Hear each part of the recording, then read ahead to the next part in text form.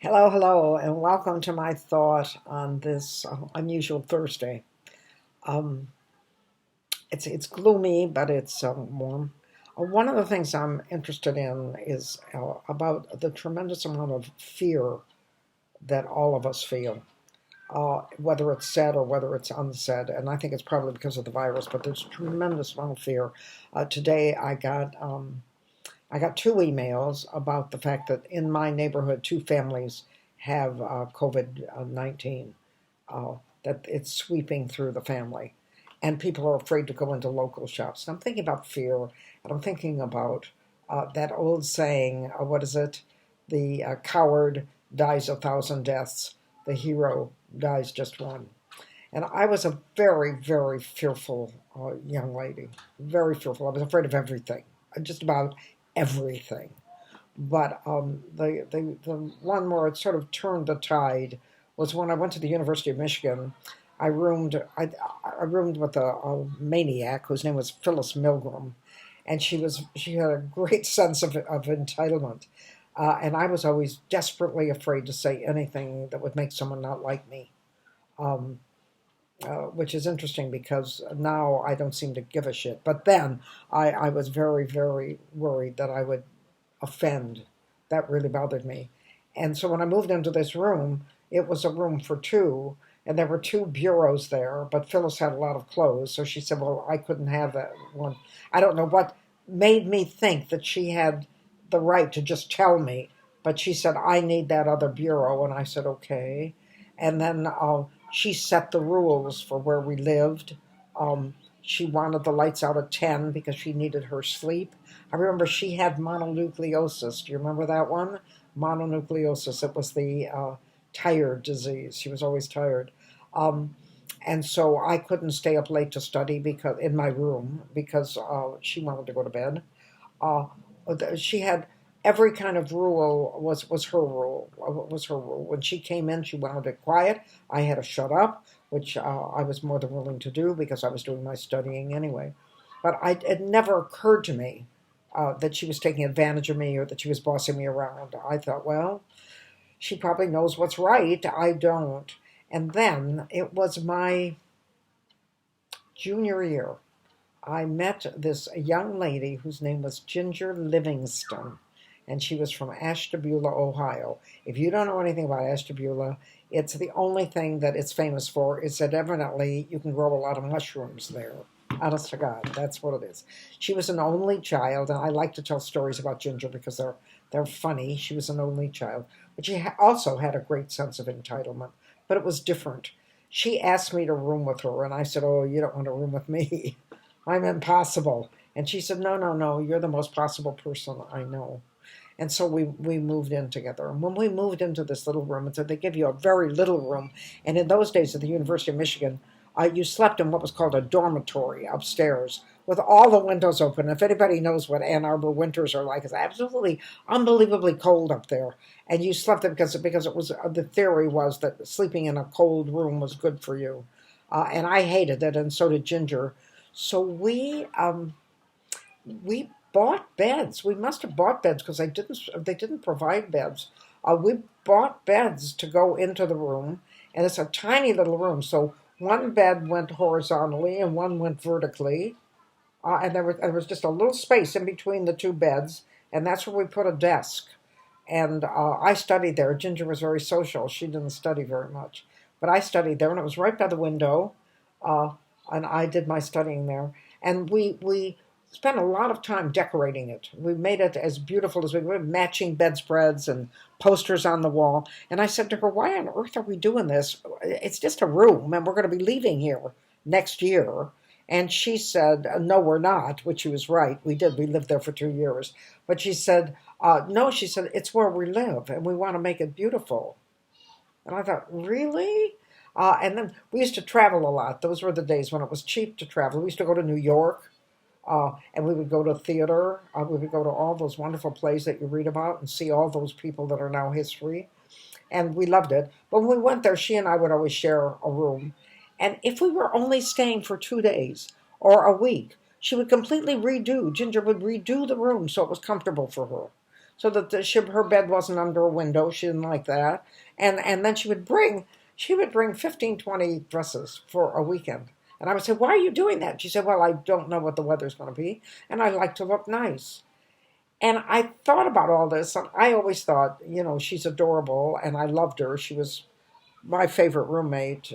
She gave me a wonderful sense of love because she cared about me always, and I adored her. But I thought it was just her way, that people weren't like that.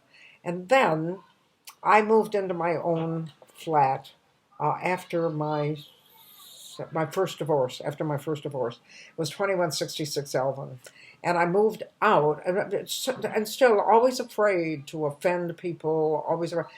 But I knew I had to get out of my mother's house. I had to get out of my mother's house. My mother and my sister were literally destroying me, and I needed to get out. And they were having a good time doing it, so I wanted to take away their good time. So I found a wonderful flat. I loved my couple years there. It was at 2166 Alvin Street. It was 2 floors below ground, so it was very moldy, and it had sort of a funny odor, as did I after I lived in it. But I had no furniture because my mother refused to give me the furniture that I had given her from my first marriage. She said, it's mine now and you can't have it.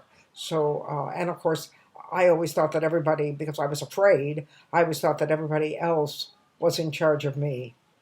So I moved in. I managed to save enough money after I paid the rent for a bed, a bureau. It wasn't really a bureau. It was just a storage chest. It had 2 drawers and a table. I think I had a table and a chair, and that was all I had. The living room was empty. I had nothing, and I had no money left for food. And people who are anorexic, it's interesting. You think that because we're anorexic, we'll go without food, but no. It was very important to me to have that meal.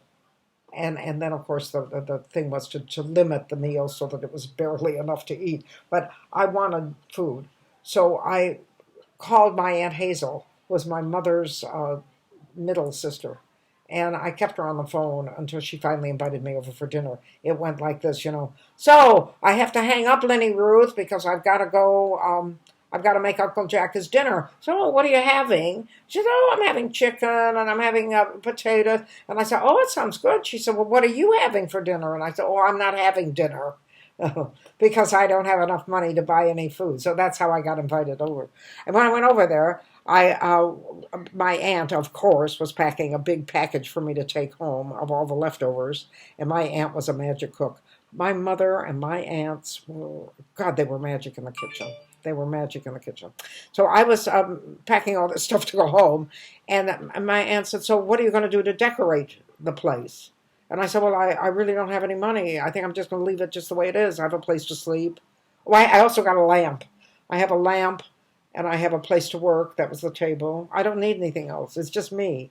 And my aunt said to me, don't you want to make it beautiful? And I said, well, no, it's just me. She said, Leonard, she said, when you come in this house, what do you see? What does it tell you? And I said, well, it tells me that you like flowered sofas and cream-colored curtains. And she said, no, it tells you what I like, how I like to make a home. She said, if you had wanted just a place to sleep, you would have stayed at your mother's, but you wanted to make a home. And homes take work, and they take time. But you've got to make that place so that when you walk in the front door, you know that you belong. It's beautiful to you. And that was when I remembered Ginger. And I remembered how Ginger had made me care about myself and take care of myself. And I remembered how she wasn't afraid to say what she wanted and to go after it. And so I did that. I took every month, I would take a little extra from my teaching salary and I would add something beautiful to my little basement house. And I made it so that it was glorious to come home to. And I have done that with every home since. But the other thing that is the other part of that story is not just that I cared about what I wanted, but that I had the courage to do what I wanted, not what someone else wanted. Because if I would have let fear determine my decisions, I would still be in Toledo, Ohio. I would still be living uh, like a spinster, a very sterile life. But I didn't because I took fear and I went past it. And I think even in this coronavirus thing, we have to be sensible. We know that it's very virulent. We know that if someone has a bad case of it, they're in trouble. But we also know that that's only 1% of the people that get the thing. And we also know that we have to lead a life. And we can't let fear keep us from leading a life. This is a disease that we can't control, and everybody is afraid of something they can't control. But if you can't control it, you can't waste energy running away from something you can't see. So we do the best we can. Those of us who can breathe wear face masks, that's fine. Uh, we stay away from crowded places until this thing dies down. But we don't destroy our lives because if we do, we've let fear win the game. And that's no way to live. And I'll leave you with that theory. I'm not sure I'm right. As I get older, the less I know. Um, for this Thursday, and I'll be back with you again on Friday. And thank you so much for joining me for my thought.